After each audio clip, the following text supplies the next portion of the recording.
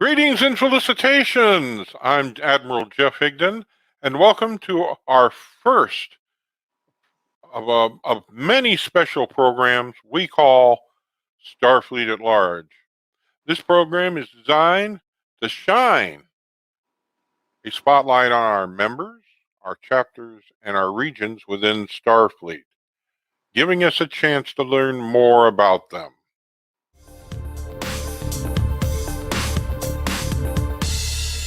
Top of the news is that Fleet Admiral Stephen Parmley will be hosting a fleet barbecue, which will be held on August 1st in Paducah, Kentucky. The barbecue will be held at shelter number 16 at the Bob Noble Park. Plans include a fire truck on display for the kids to be hosed down, games including a Trek trivia contest, as well as a tug-of-war and a stage for any ceremonies that may happen. There may also be a trip to the nearby town of Metropolis, Illinois, where the annual Superman Days celebration will be occurring. Also, there are plans to have a bonfire at the Parmley residence. There will be hand sanitizers available, and masks are suggested to be worn, but not required. A medic will be available on site. It is asked that if you are going to attend, please email amberparmley2020 at gmail.com. The subject line should include that it is for the 2021 summer event. As I read through the MSRs this month, I see joyous emergence of previously shuttered chapters. We have a new shuttle, the USS Belknap in Region 1, with returning fleeters Admiral Bill Krause and Rear Admiral Dave Pipgras. The USS Albany on March 15th had their annual Take Me Out to the Ball Game meeting with 9 members in attendance. The USS Antares shipped $2,296 in manufactured coupons to its overseas adopted naval base at Atsuga, Japan on May 30th. USS Essex of Region 20 commissioned on May 17th. USS Southern Cross had their first in-person convention in 14 months with their brand new captain's chair. And the USS Nomad will launch a shuttle on June 1st, the NCC 72382-14S, the Terry Fox.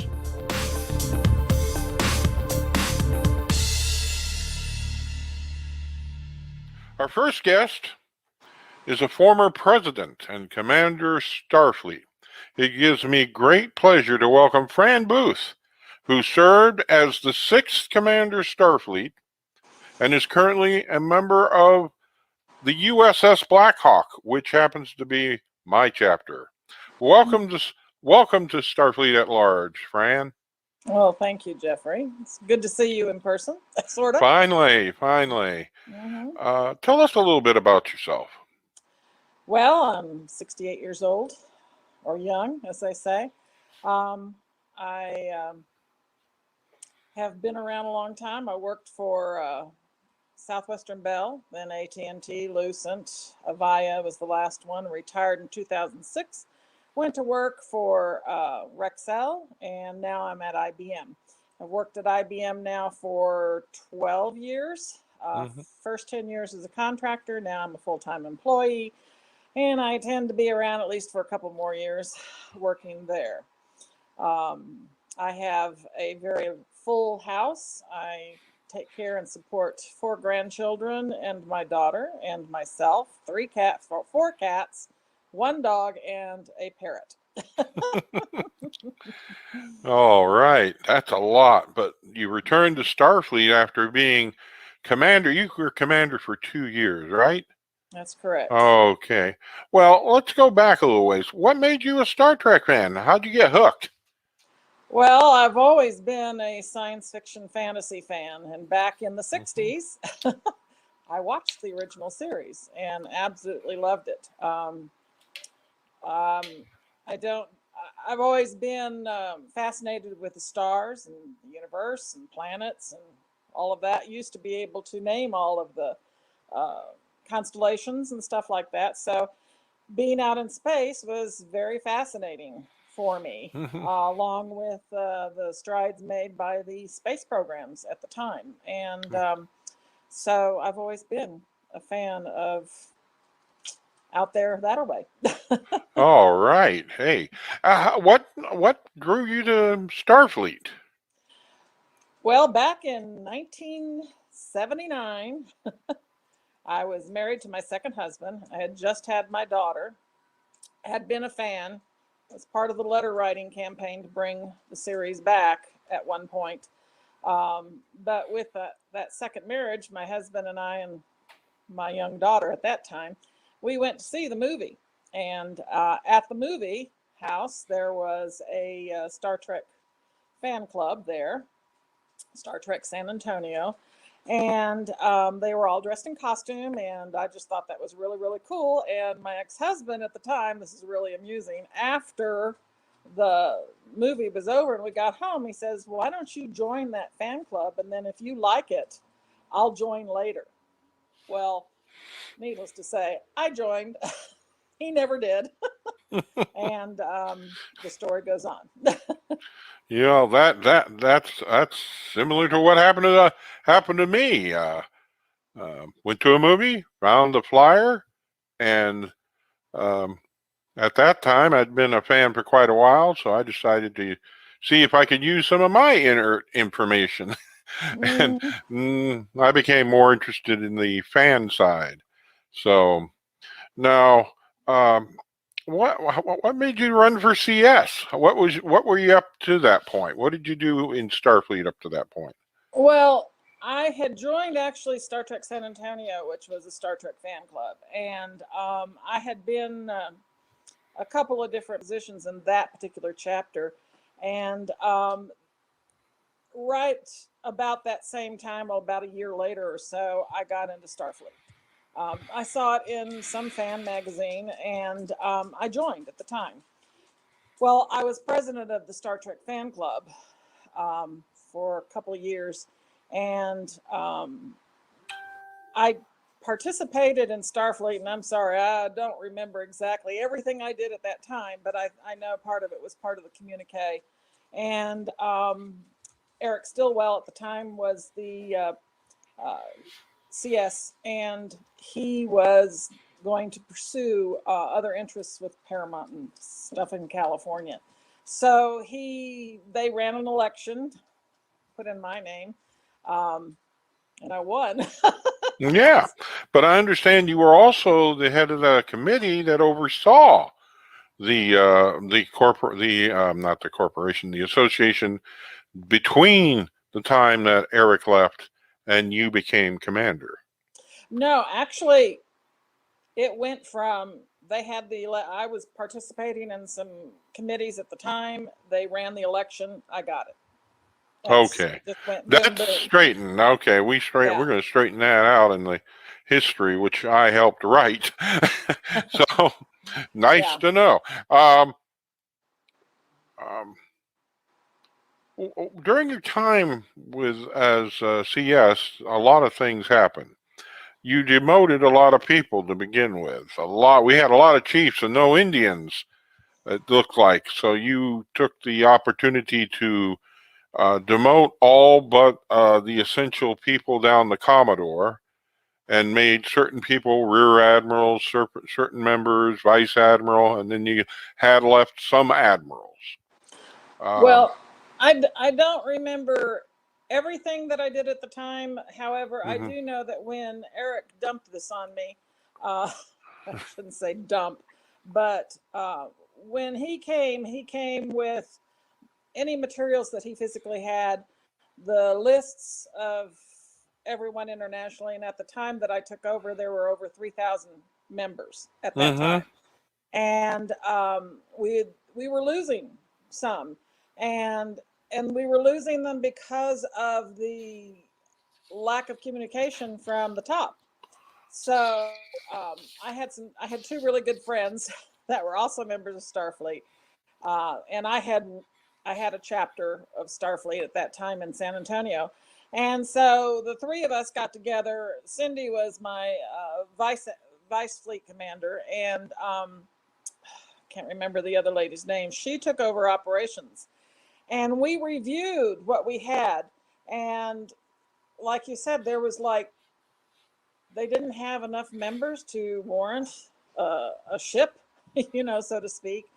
And so we talked about, what about those small groups that were in remote areas that had, and at that time there was not electronic communication. So what about these groups of 5 or so? And so we made them shuttlecrafts attached to a major ship. And that's how the shuttlecraft program came around. Sort of like what we got today. Actually, the shuttle program evolved into the training chapters, and then we decided, no, we'll just make them NXs. There'll be chapters, but there'll be NXs designated as training chapters with the NX. And then later, we created shuttlecraft just as you said. Like 5 people in a group, they could evolve into a training chapter. Exactly. And you had that long ago. Yeah, and that we're glad. That was the mindset. And there were a lot of people there was a lot of discord going on at the time as well. There were people creating discord among the fleet, and if they couldn't resolve it, then they had to go, because I just couldn't have that kind of nonsense going on with an international fan club. So that's how I became mother to the fleet. All right, but you only stayed 2 years. You went on. You did what you needed to do, and went on. What is the greatest thing that you drew out of that? In other words, what one thing do you think you should be remembered for? Oh gosh. Now it's been a lot of years since then. So well, the thing that I took great pride of was saving Starfleet, basically, because when we got it, there was no money. And so I took it upon myself to everything that I did to catch up on membership packets. And at that time, there were membership packets that we had to put together. We had to put together the communique, there were stickers, there was a packet of information that had to be sent out, membership cards. And so with my own money, I published and did all of that. Right. Of course, with the help with Cindy and the other lady. And we would sit on my living room floor putting together membership packets and catching up. There were people who had never received a packet. And so I had to go back and fill those membership packets. And then I also, had to continue on publishing. And so I stopped I was able to stop the mass migration out of Starfleet and start gathering it back. And of course, Starfleet's over 5,000 members now. But at the time, we got pretty close to 3,000, and then I got it built up. And I don't remember exactly. I think there were like 3,500 by the time I left. But I had a family, and Starfleet took a lot of my time and money at the time. And we were talking about moving, and so there were things I had to take care of personally, and so that's why I didn't run again. Aside from the fact, and Steve knows this, the phone calls at midnight. And I'll tell you a couple of stories about those. I'm pretty sure you two have shared. If you haven't, he's gonna want to know. He's shared a lot with me, and I appreciate both of you. Thank you again for being my first guest here on Starfleet at Large and sharing your memories about leading the association. Thank you. Thank you. Coming up next on Starfleet at Large, we're going to be taking a visit to Region 9.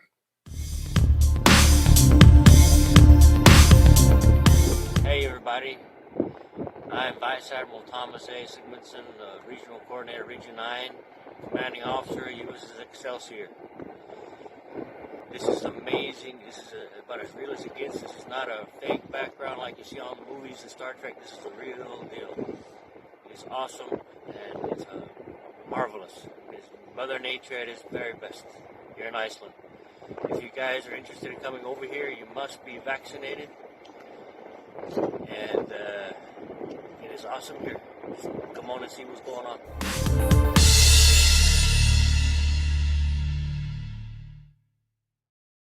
Hello, Starfleet. Please join Fleet Admiral Steve Parmley on this month's Commander of Starfleet's Ask Me Anything, where you can ask him or any of his guests anything. Starfleet related, that is.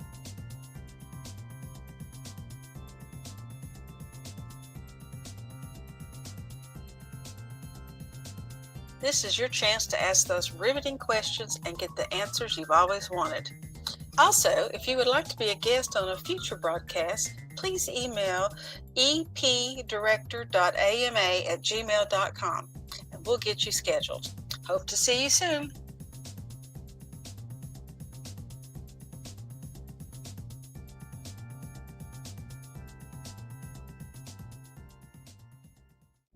There has been plenty of time to do the SFDPP 101 and 102. Work has begun with fleet operations and the regional coordinators to determine which COs and XOs that have not taken the required exams. Starfleet is now dry docking or removing either the CO or XO who are lacking. These requirements have been set forth in the Members' Handbook and by the Office of Commander Starfleet in conjunction with the Admiralty Board of Starfleet International. Everyone with elevated access to the database, including COs and XOs, must have OTS, OCC, SFDPP 101 and 102. Welcome back. Our next guest is the current President and Commander of Starfleet. It gives me great pleasure to welcome Fleet Admiral Stephen Parmley. Hello, everybody. Welcome to the show. Thank you. Steve, let me ask you the most important question. Tell us about yourself, will you? Well, I have been in Starfleet since 2008. I am the current commanding officer of the USS Constellation for over a decade. I am a father of 7 and 2 grandbabies, happily married out of West Kentucky. I am currently a deputy jailer, a fireman, a dive team member, search and rescue, and an all-around master mason. What about Star Trek made you a fan? I would have to say, growing up as a kid, I was always a bit different. And seeing the very first Next Generation episode with my father, I got to see Commander Data. He was different. He was unique. He was trying to fit in. And ever since watching that first episode when he's leaning up against a tree trying to whistle and Commander Riker comes in and finishes it for him, I kind of got hooked on that because I seen Data as me trying to fit in a time where not many people like. They always kind of pick on somebody that's different, and I kind of fell in love with Star Trek after that. Let me ask you this. What made you join Starfleet? What brought your attention to it, and what made you join? So 2008, back when they used to have the Yahoo chat rooms, there was a bunch of people in there talking about Star Trek. So I joined the Yahoo chat and talking, and I met, that time was Tony Lote, was the CO of the USS Odin. Good man, good friend. Him and Bill Rowlett and a few other guys, they met with me, talked to me, told me a little bit about that, and they actually paid for my first year in Starfleet. I was like, okay, what's the worst case that happen? I may not like it and drop out. And I met some really good people. I became a Marine, and I was assigned to the 2nd Battalion DOIC, the 1st Brigade under Dennis Rayburn. He didn't know me. He gave me a chance, was really good. I rapidly moved up on the Odin from 2nd Lieutenant Diplomatic Security Specialist to Science Chief. Mm-hmm. What other positions did you enjoy filling during a time prior to being commander? Well, I would have to say just being a chapter president, because that's back when it was easier, less of a headache.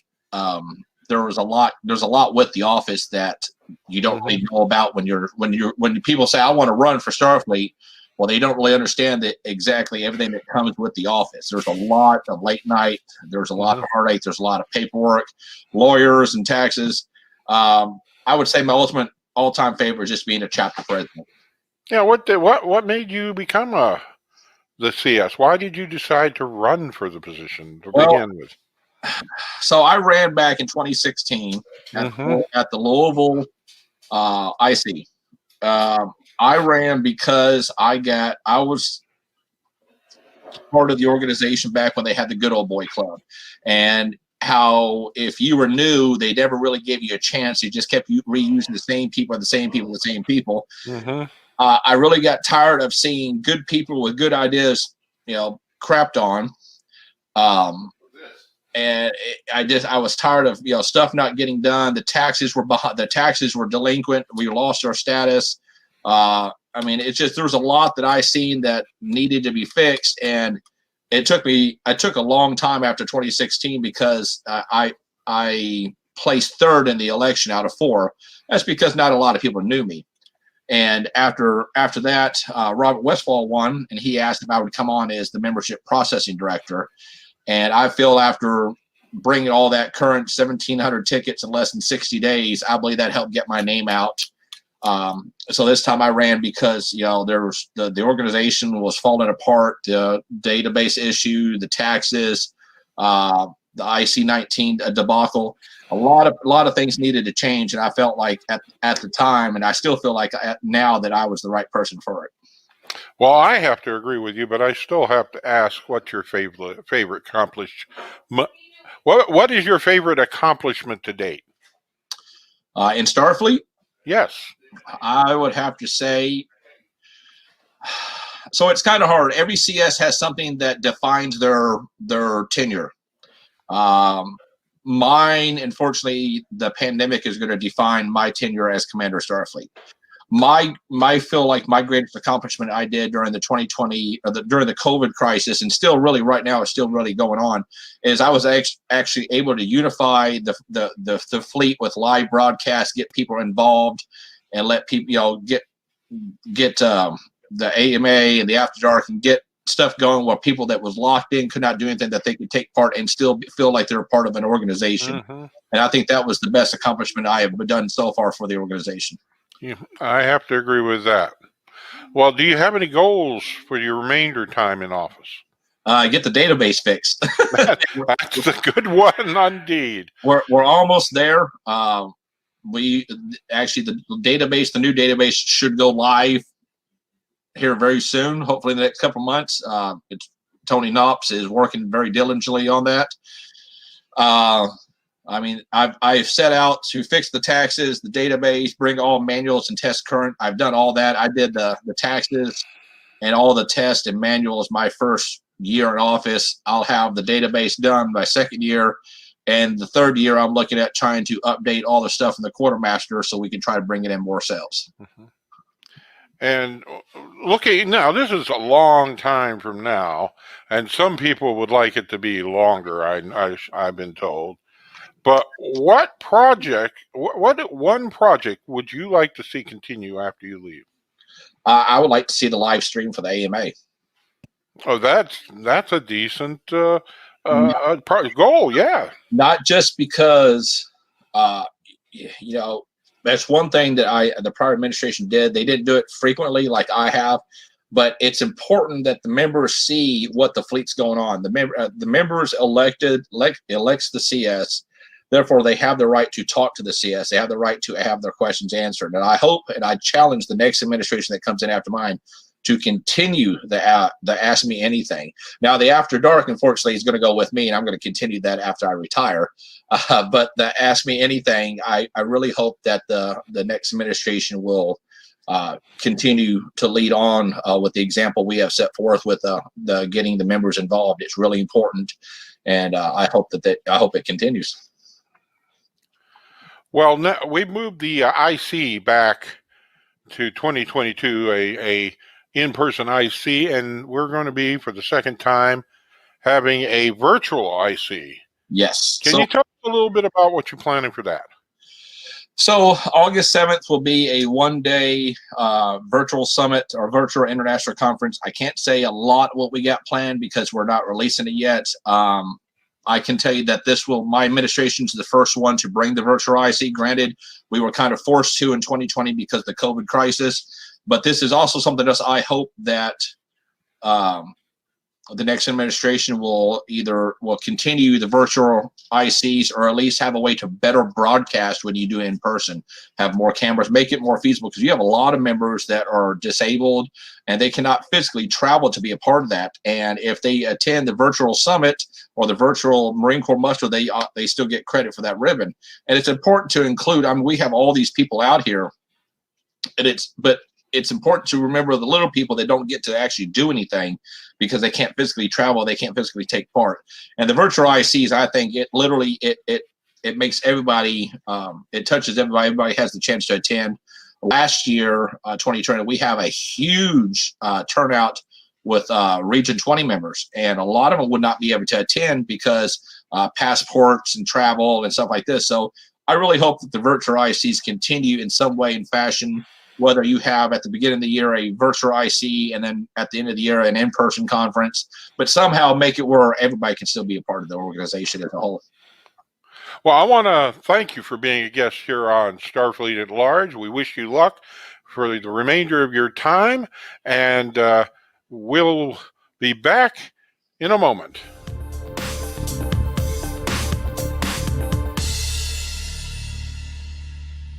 Here's some conventions coming up around the world. Be sure to be on the lookout for your fellow fleeters when you attend those conventions.